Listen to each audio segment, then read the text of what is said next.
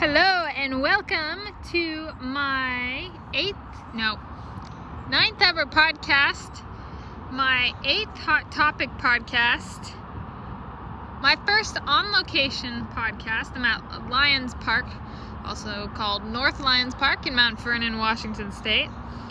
And this is also my first beach podcast. We are on the beach alongside the Skagit River in Mount Vernon, and that's the Division Street Bridge in the distance, and I-5 runs past. That's the car noise. So what is the topic of this video? So the topic of this video is travel restrictions due to the swine flu travel restrictions in 2010 and 2015 that I experienced. And so in 2010, one of my friends and I, we went to the Olympic Village from the 2010 Winter Olympic Games, and there had been a little bit of discussion. It wasn't necessarily the biggest, like the 2010 Winter Olympic Games did end up happening. There was some discussion because the swine flu outbreak started and pandemic started in 2009. And then ended in 2010, if I am recalling this correctly. And so it was January 2009 to August 2010 when it was no longer declared a pandemic. And I'm going to take a second and step back. And a virus it can exist before a pandemic or an outbreak. And that's actually fairly common. A virus will exist in a certain area. It won't be a really big deal, and then somehow that virus evolves and adapts and latches on to host humans, I guess for the swine flu case and for the current COVID-19 case, and then it spreads really rapidly and it's an outbreak, and if it's big enough it becomes a pandemic. And so it's just a note that we might not hear about these viruses until it's an outbreak or an epidemic or a pandemic, but they can exist for years.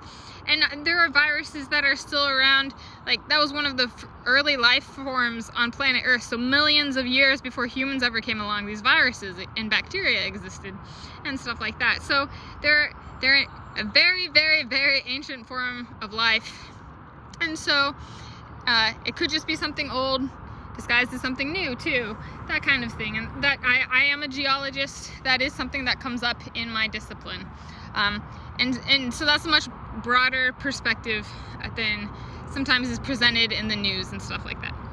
And so I don't know how long before the outbreak swine flu was around. Same with COVID-19. I first heard rumors of COVID-19 and as early as November 2019, and then the outbreak didn't escalate until the very end of December 2019 and early January 2020.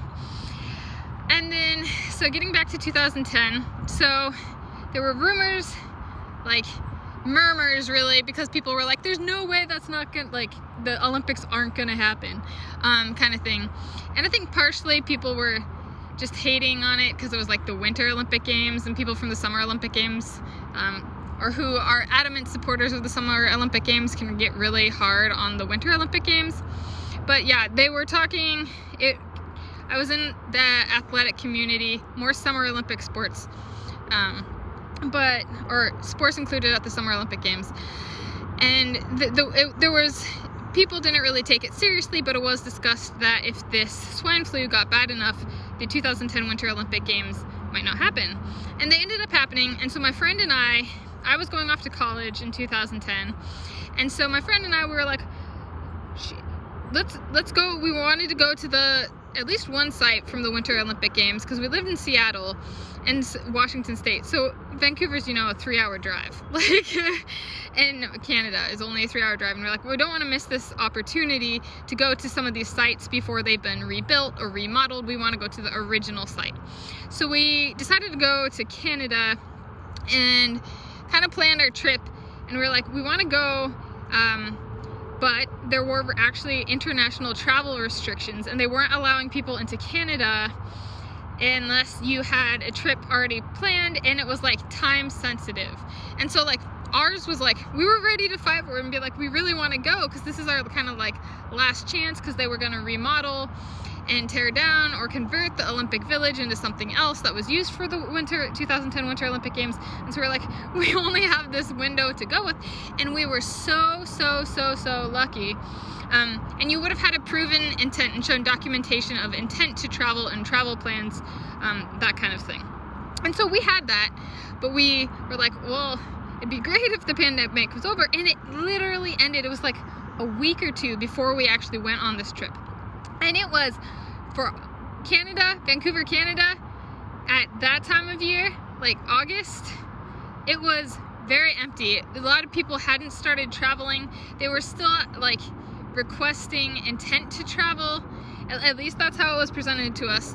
And so you couldn't just get up and travel to Canada. It was like, okay, you have to have, there was like a, because we were traveling so soon to the end of the pandemic, we had to be able to provide evidence that this trip was planned before the end of the pandemic, and it was like 2 or 3 months before.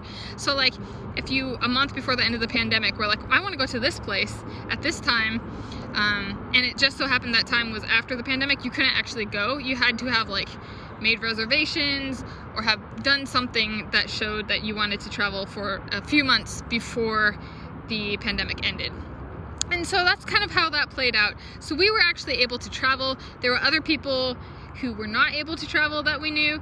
It was just a really weird kind of, I should get the beach on the camera, sorry. There's little fishes in the water too. You can't really see that. Anyway, and so I'm readjusting the camera. So it was mostly like they were, I think a lot of people are saying that COVID-19 is like unprecedented. There's never been anything like it. It's so strict, and there are restrictions on travel and stuff. And I'm like, maybe these people didn't try to travel during the swine flu or at the tail end of the swine flu, because we were traveling after the pandemic was over, and we still had travel restrictions in place. And we knew people who could not travel because they did not meet the standard for international travel. So yeah, and that's I guess 11 years ago now, and it was really strict during swine flu. Like I knew people who couldn't go on trips because of the swine flu during the swine flu pandemic itself. And so that was 2010, and then 2015, and so we were actually able to go on the trip. We were able to go on the trip though, and it's really important, we were able to go on the trip because we had planned our trip far in advance, and that was like the saving grace. That was why we were able to go when we did. And then in 2015, it didn't affect travel, but it is something worth bringing up because people pointed out how weird it was. Like, I had this really unique perspective with the swine flu, and I think that's coming back around again with how many people are being like, there's nothing like the COVID-19 ever, maybe the Spanish flu, like nothing's ever been this restricted. And I'm like, well, clearly, like you just didn't have experience with the swine flu or something, like, or trying to travel internationally, or people choose to omit that information and stuff like that. And so I have this unique perspective I have learned over the years that swine flu did affect my international travel because of the international restrictions, and it more severely affected people's travel that I knew, that kind of thing.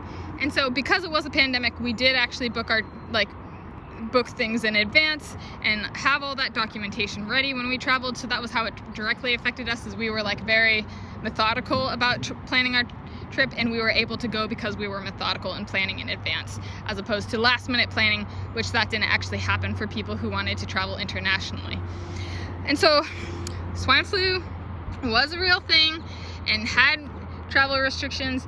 And then in 2015, it came around more as a looming thing. So I traveled to a site of a Summer Olympic Games, the 1996 Summer Olympic Games in Atlanta, Georgia. So I was traveling in 2015 for graduate school visits. So I was accepted full ride plus scholarships, plus tuition, plus a bunch of stuff. Like, they were really good offers, 5 schools. And so I was traveling.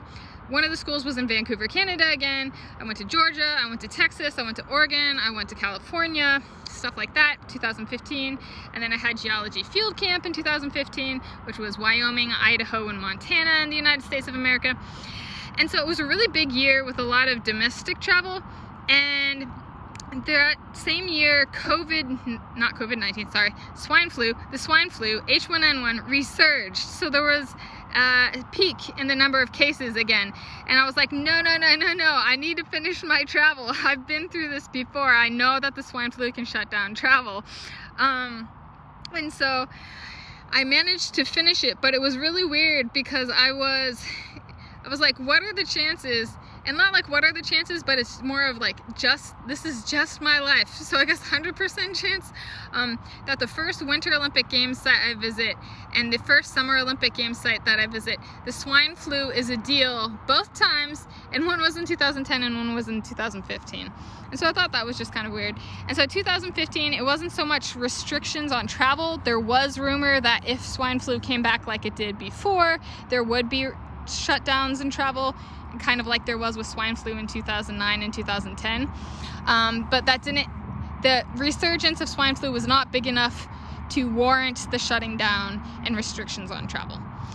And so that's kind of my experience. I think I'm going back to this now and I'm describing my experience because of how many people saying that COVID-19 is the first thing ever to shut down travel, and much less in the last 10, 20, specifically like 20 or 30 years, that it's being revisionist. It's not. The swine flu, H1N1, was a real thing. It was a global pandemic. And so there's a bunch of people kind of pushing that it wasn't real. And so I'm like, well, this is my experience with it. So, and maybe there just wasn't enough people who had experience trying to travel, who had travel affected or planning affected or couldn't go on their trips, and people just haven't really vocalized it like they have with COVID-19.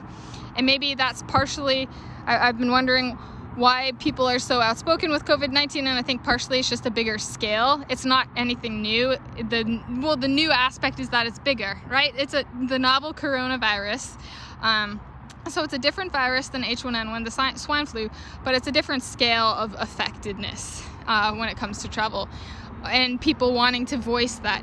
And so I could see that actually being, I think some of the people I knew were super frustrated they couldn't travel internationally because of the swine flu, but they didn't really vocalize it like we're seeing today. And so maybe a lot of the vocalizations coming with discontent with COVID-19 and effects on travel and that kind of thing at different scales is actually just residual frustration from restrictions in travel during the swine flu.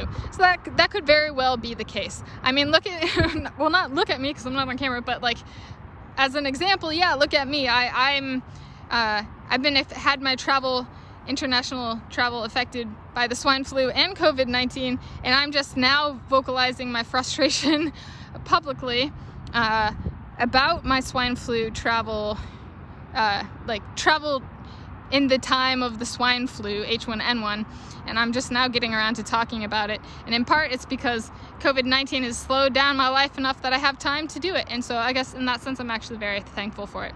So that's a little bit about the swine flu and how it affected my travel. I was a best case scenario. My friend and I, we actually got to go to the location we wanted to. A lot of people didn't end up getting to go where they wanted, when they wanted, that summer of 2010, because the swine flu had restrictions on international travel.